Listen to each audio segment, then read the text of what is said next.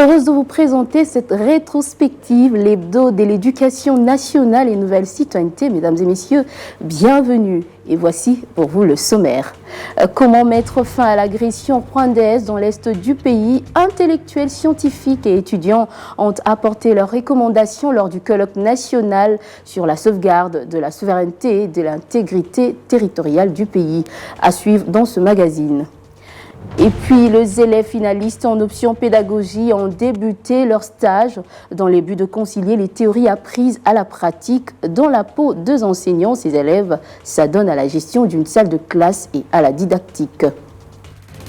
Dernier réglage avant la compétition de les shows, les chefs des établissements scolaires retenus pour la phase finale s'y sont imprégnés de modalités et de l'organisation du jeu. La compétition démarre ce 15 mars 2025.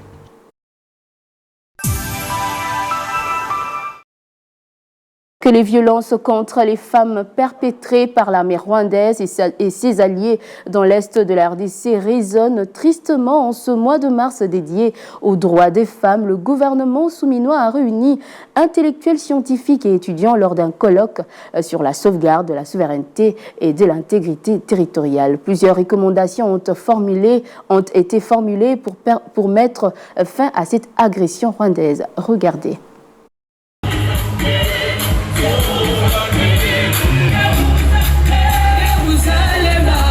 Paix durable dans l'est du pays. Le gouvernement souminois associe les intellectuels congolais à la réflexion. Autour d'un colloque organisé par le ministère de l'Enseignement supérieur et universitaire, cet événement de 3 jours placé sous le thème « Guerre à l'Est, riposte des scientifiques congolais » a permis d'aborder les multiples facettes de la guerre économique imposée par le régime rwandais.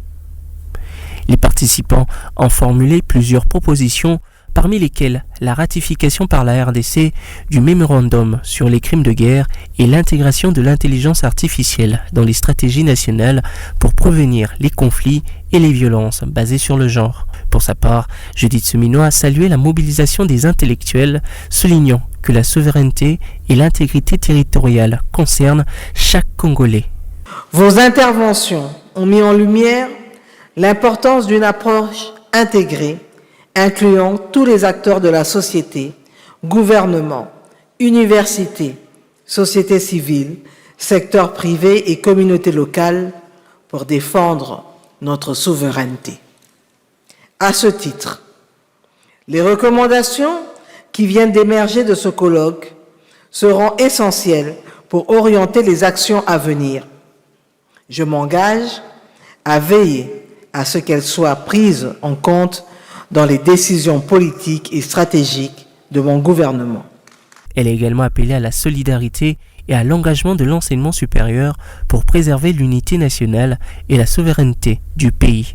Je vous invite tous à continuer à œuvrer pour la préservation de notre souveraineté et de notre intégrité territoriale et à partager les messages et les idées extraordinaires émises en ce lieu au-delà de ces murs.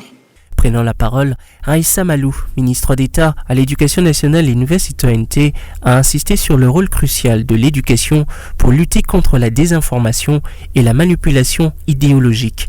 Un appel qui rencontre les aspirations de la ministre de l'Enseignement supérieur et universitaire qui a annoncé que ce colloque marquait le lancement d'une série de rencontres similaires dans les universités du pays. Elle a salué l'implication de la Première ministre dans la réussite de cet événement. Dire non à l'agression rwandaise et à l'occupation de la partie est de la RDC. Les élèves de l'école pilote de la Gombe l'ont manifesté au cours d'un carnaval d'apprentissage des métiers. Policiers, militaires, médecins, professeurs et autres acteurs. Tels sont les rôles endossés par les élèves accompagnés de leurs encadreurs et parents. Il est également question de créer une émulation quant aux différents métiers exercés dans la vie active. C'est autour d'un carnaval de différents métiers présentés par ces petits-enfants de la maternelle que l'école maternelle pilote de la Gombe a brillé, pas comme à l'accoutumée. Parti de cette même école maternelle pilote, en passant par l'avenue Tchachi, ce carnaval s'est terminé au mausolée de l'ancien président Laurent Désiré Kabila. Cette activité a connu la participation des encadreurs de cette institution scolaire et des parents d'élèves. Tambour, fanfare ont ressenti avec des chants qui motivent les participants à exercer leurs différents métiers choisis. Très content, en tout cas, ce 100% réussi, bien que l'œuvre humaine est toujours imparfaite, mais de toutes les façons, ça s'est bien passé. Et nous avons pris la venue avec la nation devant le mausolée de la salle président de la République. Une façon pour Jeanne Makana Lamika, numéro 1 de cette école maternelle pilote, de revenir sur le déroulement de cette activité. Nous avons organisé un marche à 2 volets. Un, pour faire montrer au monde les métiers organisés à l'école maternelle de la Gombe. Et de 2, nous avons fait notre marche pour soutenir nos militaires qui se battent dans la partie est de notre pays. Les autorités de cette école maternelle pilote de la Gombe appellent les parents d'élèves à leur faire confiance pour une bonne évolution de leur enfant. Aux autorités du pays, ils émettent un seul vœu, agir dans le sens de mettre à disposition des moyens nécessaires pour résoudre certains problèmes auxquels ils font face dans la formation de la future élite du pays. La campagne de citoyenneté active et éveil patriotique se poursuit en milieu scolaire à l'Institut scientifique pédagogique La Victoire. Le préfet des études se bat bec et ongle pour intérioriser cette campagne dans les chefs des élèves. Sur place, il a procédé à la distribution de copies du serment des citoyens, une manière pour lui d'aider ses écoliers à se familiariser aux valeurs citoyennes.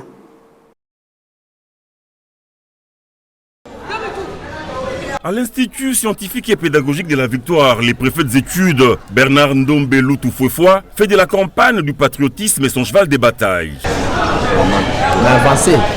Pour permettre aux apprenants de mémoriser et comprendre le serment du citoyen, il a multiplié ces derniers sur des papiers qu'il distribue à tous les élèves. Lui-même passe de temps en temps dans des salles de classe pour vérifier si les élèves ont maîtrisé et mémorisé le serment du citoyen. Je jure de servir en toutes circonstances avec fidélité et loyauté la République démocratique du Congo, d'aimer et de respecter mes compatriotes, de protéger les biens communs et de promouvoir l'unité et la fraternité nationale.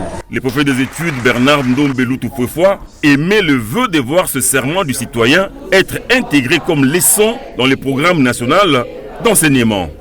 Il serait souhaitable que ce texte soit inséré dans le programme de l'enseignement pour non seulement réciter mais faire comprendre. Les professeurs de français et de SEM peuvent utiliser ces textes pour expliquer certains paragraphes, certaines strophes. Ici, on dit par exemple que servir en toute loyauté et fidélité la République démocratique du Congo, protéger les biens communs.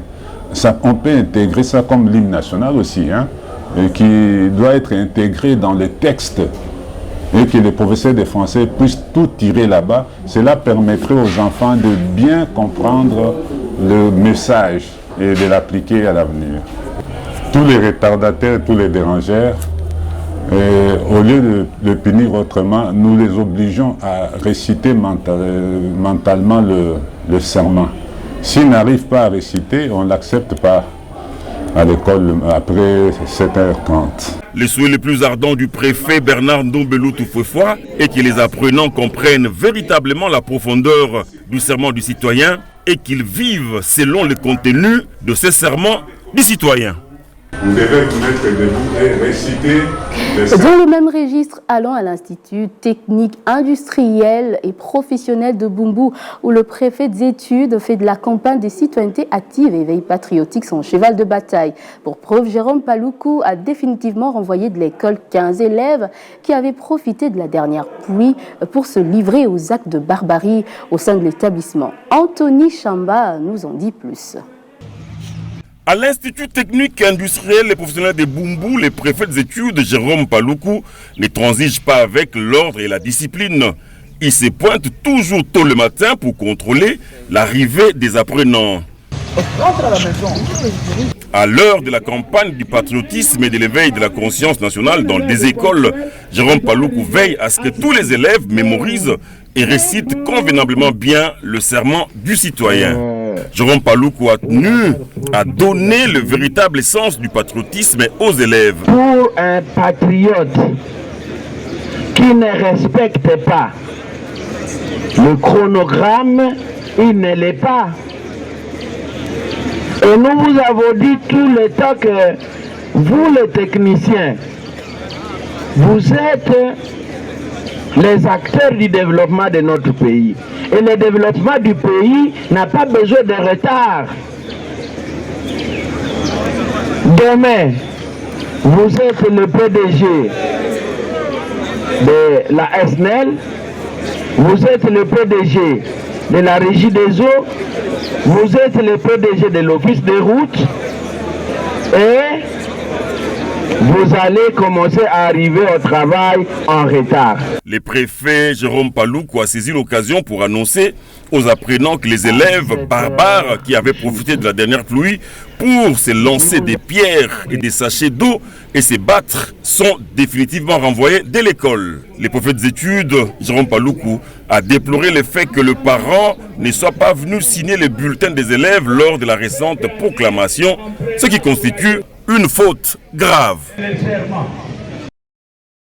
Sachez également que le stage pratique des élèves finalistes des humanités pédagogiques ont débuté sur toute l'étendue du territoire national conformément au calendrier scolaire. Et durant cette période, les futurs enseignants pourront concilier les théories à la pratique dans le domaine de la didactique et de la gestion pratique des classes. Ces élèves attentifs et concentrés découvrent des nouveaux visages pour leur leçon du jour. Il s'agit des futurs maîtres, qu'on appelle couramment les élèves maîtres. Ils ont pour mission de concilier la théorie à la pratique en vue de renforcer leurs compétences dans leur domaine. Il s'agit du domaine de la didactique et de la gestion pratique des classes. Ils sont tous élèves finalistes des humanités pédagogiques admis dans différentes écoles pour un stage pratique.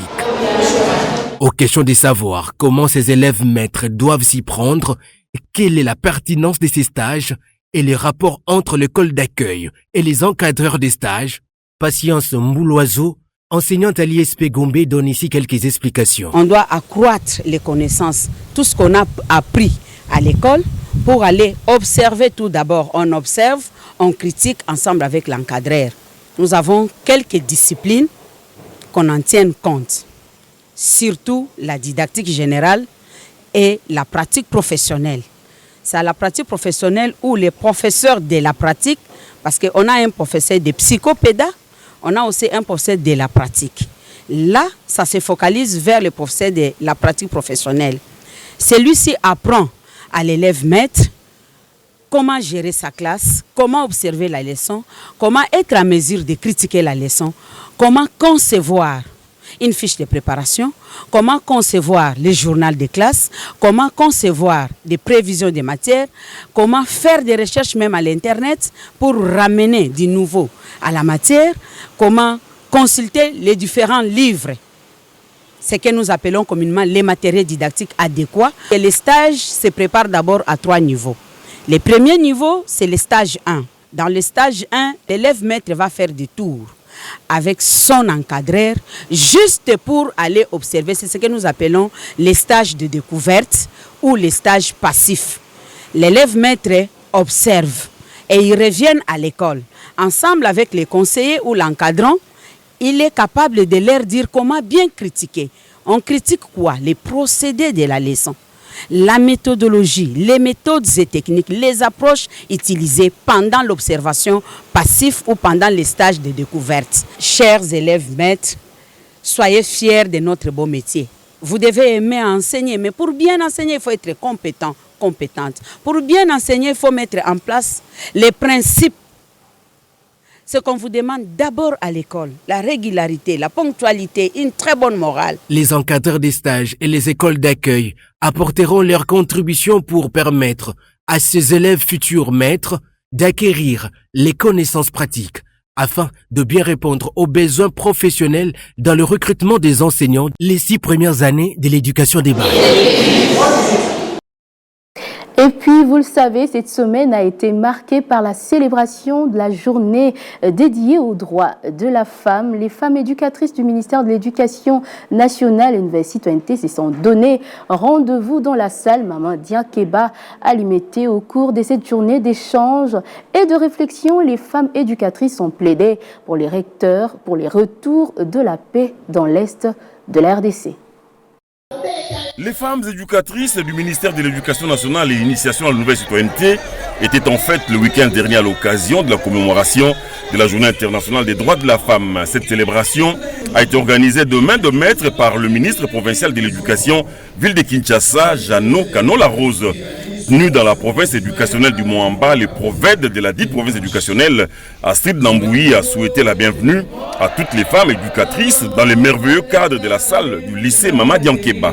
La prophète de la Tchangou, Tchabou Liberata, a captivé l'attention de la salle par la profondeur de son allocution. Je lance un appel vibrant aux autorités à tous les niveaux de ne ménager aucun effort afin que la paix soit effective à tous les Congolais et puis de paix et patriotisme, de se mobiliser comme un seul homme derrière le champion de la masculinité positive, je cite M. Tshisekedi Tshilombo Félix Antoine, président de la République démocratique du Congo, chef de l'État et le commandant suprême de l'FARDC pour barrer la route aux ennemis qui brisent les cœurs de nos mamans et nos jeunes filles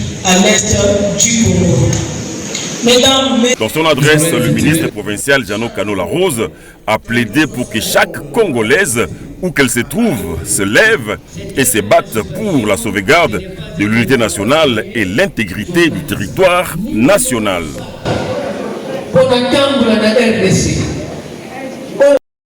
On en vient à cette journée porte ouverte à l'école Lisanga Bokeliale dédiée aux parents d'élèves de la maternelle et de l'école primaire. Les buts étant d'assurer une immersion des parents dans le quotidien de leurs élèves qui passent la majeure partie de leur journée à l'école.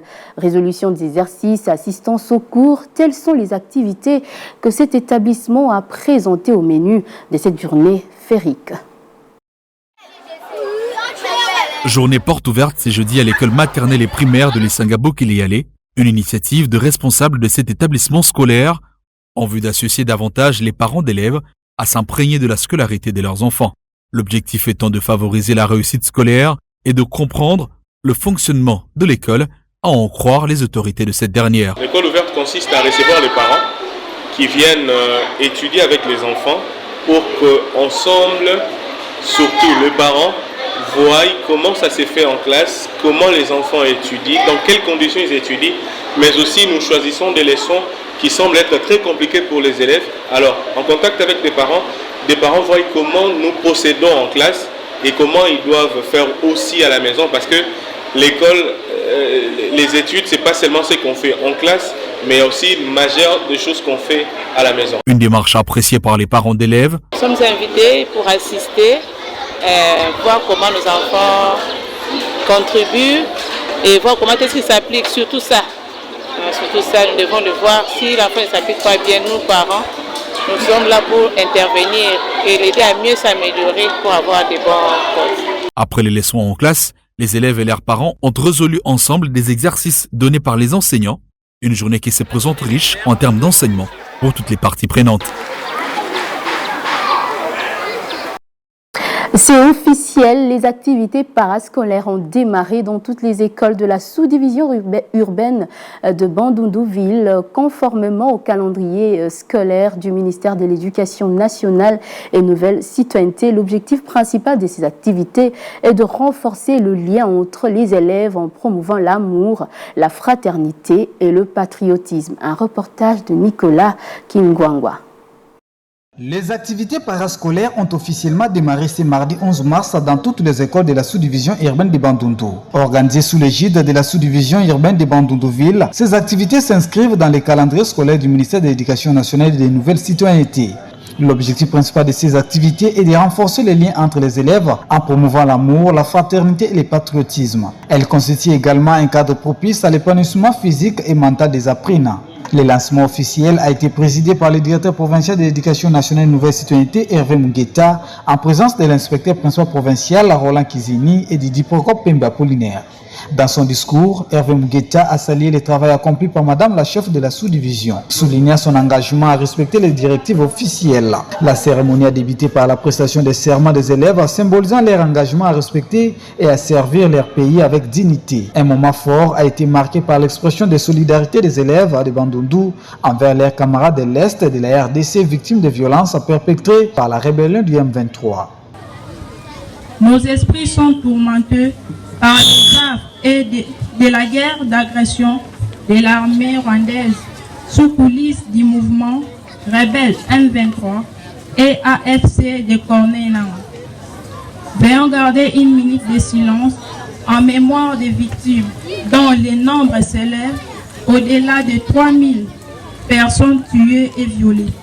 Dans son allocution, Bénédicte Boukani Boloko Souproved a rappelé que ces activités sont également une occasion pour les élèves de pratiquer des exercices physiques et de s'épanouir au-delà du cadre académique. On a préféré organiser toutes ces activités pour le respect des instructions qu'on a mis, pour faire encourager les enfants, pour faire play aux enfants, puisqu'il n'y a pas d'autre activité que les enfants peuvent s'amuser, peuvent être là à l'aise, éviter le stress. C'est pour cela qu'on a essayé d'organiser ça. Et pour les physiques aussi des enfants, c'est ça qu'on a préféré. Oui, mais l'amour, c'est par rapport à l'amour, l'amitié entre eux et les patriotisme. Plusieurs disciplines sont mises en avant, notamment le sport et les jeux traditionnels Nzango, pour ne citer que celle-ci. Signalons avec ce programme riche et diversifié, la sous-division urbaine de Bandundu réaffirme son engagement à offrir aux élèves un cadre éducatif complet. Dans un autre chapitre, les responsables de l'entreprise Sotico qui produit le lait caillé de lait et les directeurs chefs des services de la RT-Éduc étaient face aux chefs d'établissement des écoles retenus pour la compétition de lait chaud. Ils ont été mis au parfum des modalités et de l'organisation de cette compétition qui démarre ce 15 mars 2025.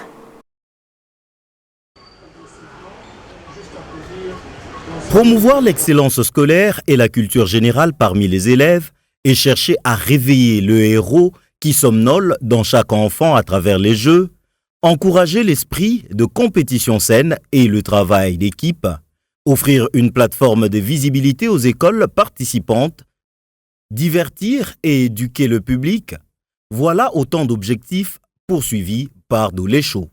Ces jours, les responsables de l'entreprise Sotico qui produit Dolé et le directeur chef de service de la RT-Éduc étaient face au chef d'établissement de 8 écoles concernées par cette première édition du concours Dolé chaud. Question de les mettre au parfum quant à ceux. Les échanges ont porté sur l'organisation du Dolé chaud, cette émission compétitive qui va mettre aux prises des écoles avec un but et une portée sociale. Donc les responsables des écoles ont porté leurs préoccupations s'agissant de l'organisation, de la durée et de la faisabilité de ce show-là. Ensemble avec la direction de Radio-Télévision Éduc, nous avons apporté des éclaircies nécessaires pour que ce soit simple. Les chefs d'établissement présents ont salué l'initiative. Lorsque nous parlons du concours en rapport avec Dolé, nous voyons ce que le ministère de l'Éducation nationale avait introduit en 1990 au niveau du cours qu'on appelle éducation pour la santé et l'environnement, qui est favorable pour les enfants afin qu'ils soient en bonne santé. Donc c'est très important que Dolé puisse organiser aussi ces concours afin de susciter un intérêt auprès des enfants qui vont manifester de leur motivation et de leur concentration face à quelque chose qui est meilleur, qui cadre avec les besoins primaires tels que le disait Maslow. Cette compétition qui démarre déjà ce 15 mars se déroulera sur 4 disciplines et en 3 phases, à savoir le quart de finale, demi-finale et la finale, sur une période de 6 semaines allant du 15 mars au 20 avril 2025. Ces derniers portera sur 5 disciplines qui sont le concours de danse, arts et métiers, génies en herbe, les sports et les questions sur le produit d'eau lait. Comme premier prix, l'école gagnante va remporter un fourrage d'eau, la seconde 100 bancs pupitres et la troisième la réfection de latrines et la peinte des bâtiments. Bon courage aux écoles et élèves qui vont participer à cette première édition de Dolé Show. Une édition expérimentale dit que ainsi s'achève votre magazine, l'hebdo de l'éducation nationale et nouvelle citoyenneté. Mesdames et messieurs, nous vous souhaitons une excellente suite de programmes sur votre chaîne Éduc Télévision.